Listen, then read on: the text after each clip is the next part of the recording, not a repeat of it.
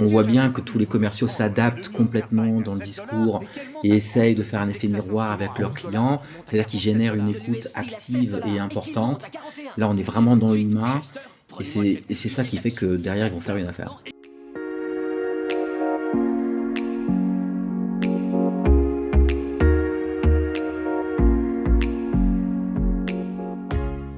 Bonjour et bienvenue à tous sur Tsuai Tech Talk. Aujourd'hui, je reçois Emmanuel Chochois. Bonjour Emmanuel. Bonjour Julien. Donc, tu es le créateur de Smart City Galaxy et c'est un concept novateur que tu as développé. Est-ce que tu peux nous en dire quelques mots, s'il te plaît?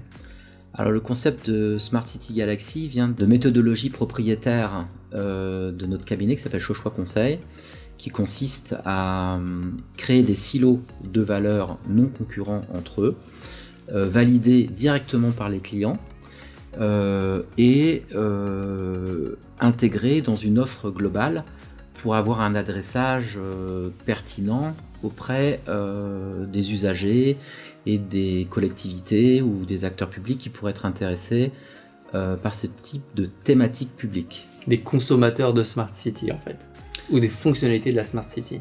Justement, nous, dans notre concept, on va pas trop parler de la solution, en tout cas dans un premier temps. Okay. On va parler des thématiques publiques qui leur sont chères, et ensuite on va proposer effectivement des solutions qui vont répondre à ces problématiques en expliquant pourquoi, comment, de quelle manière, en allant jusqu'à leur expliquer comment ils vont faire pour l'utiliser, l'installer, etc. Donc ce que je te propose, c'est que via 3 petits films, on parle du changement des méthodes de vente et des points clés des méthodes de vente qui sont liés à la Smart City. En premier, on a patte avec Disney, AT&T, IBM, que des grosses capitalisations, des boîtes que ces gens connaissent. Dans cette vidéo, elle est quand même excellente. Alors déjà, Leonardo DiCaprio, il est magique dans la scène, mais j'aimerais qu'on aborde le thème de la confiance et de la transparence. Il prend des personnes qui ont de l'empathie, c'est la qualité première que doit avoir un commercial, qui ne sont pas forcément des sachants, puisque finalement, c'est pas forcément ça qui va faire qu'on va faire une vente. Et c'est bien la preuve que le critère numéro 1, en tout cas dans la première approche, c'est la confiance et l'empathie qu'on va générer auprès de son interlocuteur. Ils savent plus quoi faire. Faut qu'ils y pensent, faut qu'ils en parlent à leur femme ou à la petite souris. Et à ce moment-là, on s'en fout de ce qu'ils disent. Le seul truc qui les retient, c'est qu'ils n'ont pas confiance en vous, les gars. Et pourquoi ils auraient confiance? Regardez-vous, une bande de pauvres vendeurs véreux, pas vrai? Alors, on voit bien que tous les commerciaux s'adaptent complètement dans le discours et essayent de faire un effet miroir avec leurs clients, c'est-à-dire qu'ils génèrent une écoute active et importante. Là, on est vraiment dans l'humain et c'est ça qui fait que derrière, ils vont faire une affaire. Vous m'appelez là comme ça, je ne vous connais pas. je suis bien d'accord avec vous. Vous ne me connaissez On pas peut et moi prendre non un plus. moment pour se présenter. Je m'appelle Holden Kopferber. Robbie Feinberg. Chesterming. Aujourd'hui, alors surtout les nouvelles générations pensent qu'on va faire 80% d'affaires en utilisant du 100% numérique. Sauf que du coup, vous perdez ça, justement. Et aujourd'hui, si on veut faire, alors, sauf à vendre des petites choses, hein, bien sûr, où ça ne nécessite pas peut-être autant d'efforts au téléphone, humain, à se déplacer, etc. Aujourd'hui, si on veut faire des affaires importantes et structurantes, de toute façon, il faut créer cette relation de confiance. Et c'est ce qu'on voit exactement dans le film. Mais si tu as tort, Ok, imagine que tu défendes le chocolat et que moi je défende la vanille. Alors cette scène, moi je la trouve géniale. Je la trouve géniale parce que elle est un peu caricaturale, mais déjà il y a la notion de choix entre le chocolat et la vanille, finalement, et il trouve quelque chose qui englobe le tout pour in fine avoir raison. Et alors là, pour le coup, c'est l'expertise de notre cabinet, Chochois Conseil. Nous avons quand même énormément de clients qui ont des produits, des services, et qui ont une approche, ce qu'on appelle un petit peu catalogue. Voilà. C'est-à-dire que la cohérence globale des produits et des services n'est pas toujours très claire pour le client final. Et d'ailleurs, des fois, elle est d'autant moins claire que vous avez des commerciaux qui sont spécialisés sur une partie du catalogue, notamment en matière de Smart City. Vous allez avoir des personnes spécialisées dans l'éclairage, dans la vidéo, dans l'énergie. Et au final, on ne comprend pas trop la cohérence de tout ça. Donc en face, vous allez avoir des clients pour l'éclairage, la vidéo et pour l'énergie. Tu penses que la glace au chocolat, c'est le summum, qu'il n'y a rien de mieux? c'est la meilleure. Pour rien au monde, je changerais. Ah, alors pour toi, il n'y a que le chocolat? Oui, le chocolat et rien d'autre. Et finalement, ils se battent pour leur segment, comme le gamin là se bat pour son chocolat. Exactement. Alors qu'en fait, et c'est ce qui est bien démontré dans la vidéo, ce qui est important, c'est de comprendre déjà quel est l'écosystème. Typiquement, moi j'ai un exemple d'un autre film.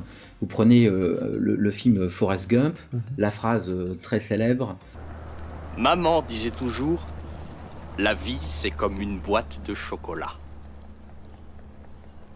On ne sait jamais sur quoi on va tomber. Bah oui, il a raison. Sauf que comme c'est une boîte de chocolat, on sait au moins qu'on va tomber sur un chocolat. Voilà. Et bah beaucoup d'entreprises aujourd'hui, quand elles vont faire leur démarche, sont tellement focus sur le produit ou le service que pour le client, la boîte, il ne la voit pas. Et c'est là que nous, souvent, on intervient et qu'on construit cette offre globale, qui en réalité, si on veut aller jusqu'au bout de l'image, cette boîte de chocolat qui permet de créer quelque chose de cohérent. Aujourd'hui, on a des entreprises qui ont des entités, 3 filiales différentes, avec de la valeur ajoutée à être ensemble, mais qui sont incapables de communiquer sur cette valeur connectée ensemble. C'est-à-dire qu'elles sont vraiment vendues séparément en termes même d'efforts de commercial. Et tout est scindé. C'est pas optimisé, tout est scindé.